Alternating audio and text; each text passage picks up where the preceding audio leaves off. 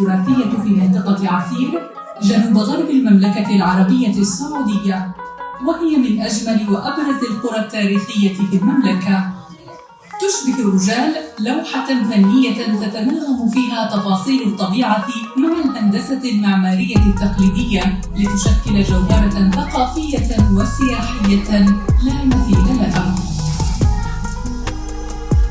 القرية التراثية في محافظة رجال أنمع من أبرز نماذج التراث العمراني السائد على المنحدرات الغربية لجبال السراء، التي يطلق عليها اسم أصدار تام، على ارتفاع 1250 متراً، وتعد من الوجهات السياحية الرئيسة لمنطقة عسير، نظراً لما تتميز به من مقومات ثقافية وطبيعية متنوعة، بوصفها تحفة معمارية بين الجبال، بتنوع تضاريسها ذات المناظر الجمالية والأجواء الرائعة، كما تنتشر على سفوح جبالها القرى والمزارع التي يختلطها العديد من الأودية.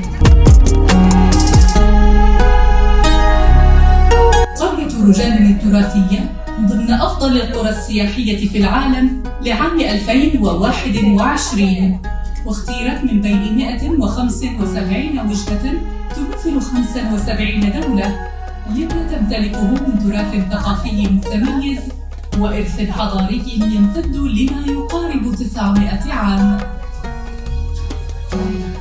وفي إطار جهودها في حماية مواقع التراث، قامت المملكة العربية السعودية بجهود كبيرة للحفاظ على التراث المعماري الفريد لقرية رجال، حيث نفذت مشاريع ترميم واسعة النطاق لتحسين البنية التحتية وصيانة المباني التاريخية. تهدف هذه الجهود إلى جذب السياح من مختلف أنحاء العالم وتعزيز الوعي بالتراث الثقافي الغني للمنطقة.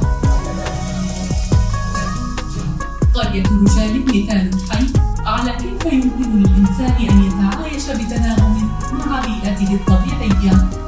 استعمل أهل القرية الموارد المحلية ببراعة لتشييد مبانٍ تتماشى مع تضاريس الجبال المحيطة، وهذا يعكس الاحترام العميق للطبيعة والتكيف الذكي معها.